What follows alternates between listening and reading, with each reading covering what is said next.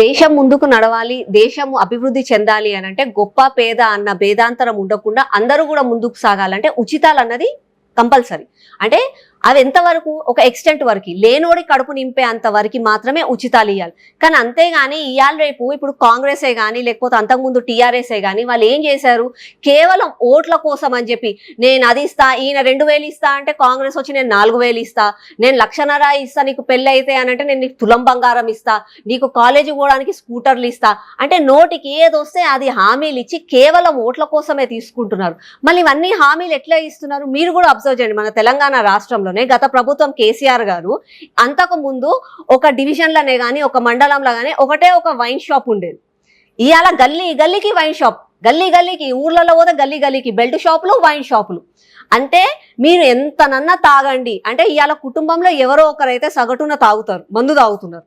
వాళ్ళు తాగుతుంటే ఒకరు మందు తాగండి, ఒకరు మీ లివర్ ఖరాబ్ చేసుకోండి, మీరు బీపీలు తెచ్చుకోండి, షుగర్లు తెచ్చుకోండి, మీ లివర్లు ఖరాబ్ చేసుకోండి, ఈ జోబ్లోకి వెళ్ళి డబ్బులు తీసుకుంటా, ఇంట్లోకి వెళ్ళి 500 తీసుకుంటా, మీ భార్య చేతిలో 100 రూపాయలు పెడతా అంటే ఒక జోబ్లోకి వెళ్ళి తీసుకొని ఇంకొక జోబ్లో ఒకరి ఆరోగ్యం ఏమో పాడు చేయాలి, ఒకరికి మాత్రం నేను డబ్బులు ఇస్తున్నా అని చెప్పేవరకు ప్రజలు కూడా అది అర్థం చేసుకోలేకపోతున్నారు.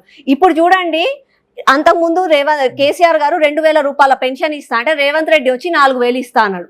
అంతకుముందు ఈయన ఒక 100 వైన్ షాప్లు ఓపెన్ చేశారు, రేవంత్ రెడ్డి వచ్చి 200 వైన్ షాప్లు ఓపెన్ చేశారు. అంటే మందులు తాగండి. ఇంకొన్ని రోజులు అయితే ఎట్లా అయిపోతుంది అంటే కాంగ్రెస్ ఇప్పుడు ఉన్న 4 సంవత్సరాలల్లా వీళ్ళు ఇచ్చిన హామీలు పూర్తి చేయాలంటే స్విగ్గీ జొమాటోలో కూడా లిక్కర్ వచ్చేటట్టు అయిపోతుంది.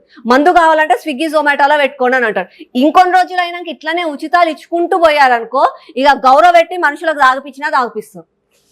అంత సిచ్యువేషన్ వస్తుంది. కాంగ్రెస్ మిగతా పార్టీలు పక్కన పెడితే ఢిల్లీ అసెంబ్లీ ఎన్నికల్లో గెలవడానికి కూడా బీజేపీ కేజ్రీవాల్ పార్టీ కంటే ఎక్కువ ఉచిత హామీలు ఇచ్చింది. మరి దీన్ని ఏ రకంగా ఉచిత హామీలు అన్నది నేను ఏం చెప్తున్నానంటండి, అందులో ప్రణాళికబద్ధంగా ఒక అకౌంటబిలిటీ తీసుకొని లేని వాడి కడుపు నింపండి. ఇయాలకి కూడా బీజేపీ అదే సపోర్ట్ చేస్తుంది. లేని వాడి కడుపు నింపడానికి మేము కూడా కరెక్టే అంటాము. అంతేగాని నీ ఓటు కోసం అని చెప్పి తప్పుడు హామీలు మాత్రం ఇవ్వద్దు. నేను ఇందాక చెప్పినట్టుగా కాంగ్రెస్ పార్టీ ఎంపీ ఎలక్షన్లలో గెలవాలని చెప్పి ఎన్ని మాయమాటలండి. మీరు ఓటు వేస్తే 1,00,000 రూపాయలు వెంటనే వస్తాయి అని చెప్పి వాళ్ళ బ్యాంక్ అకౌంట్లు పేపర్లు ఇచ్చి స్లిప్పులు కూడా ఇచ్చిండ్రు. మళ్ళీ అయిపోయి ఇన్ని రోజులు అయింది, ఎక్కడొచ్చింది కటాకాట్ బ్యాంక్ అని పేరు కూడా పెట్టిండు. రాహుల్ గాంధీ ఒక నేషనల్ ఒక జాతీయ పార్టీకి ఒక హెడ్ అయ్యి ఉండి అట్లాంటి అతను అబద్ధాలు చెప్పిండు.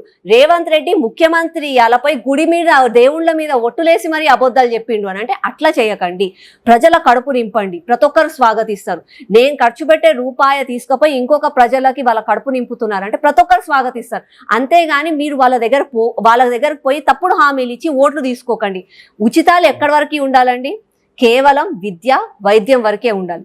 ఈ రోజు మీకు 2000 రూపాయల పెన్షన్ వస్తుందని చెప్పి మహిళలు ఆనందపడుతున్నారు, కానీ చెయ్యిరుగో కాలిరుగో దవాఖానాకి పోతే 1,00,000 రూపాయల బిల్ అవుతుంది. కనీసం మీ పిల్లలను ఎల్కేజీ పిల్లలను స్కూళ్ళల్లో జాయిన్ చేయాలంటే 1,00,000-2 లక్షల ఫీజులు అవుతున్నాయి.